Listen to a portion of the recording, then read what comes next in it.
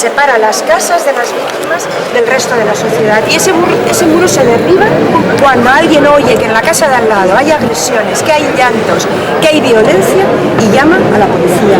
Y esta es una asignatura que tenemos que apuntarnos todos. ¿Por qué? Porque la víctima no le podemos exigir que se defienda sola.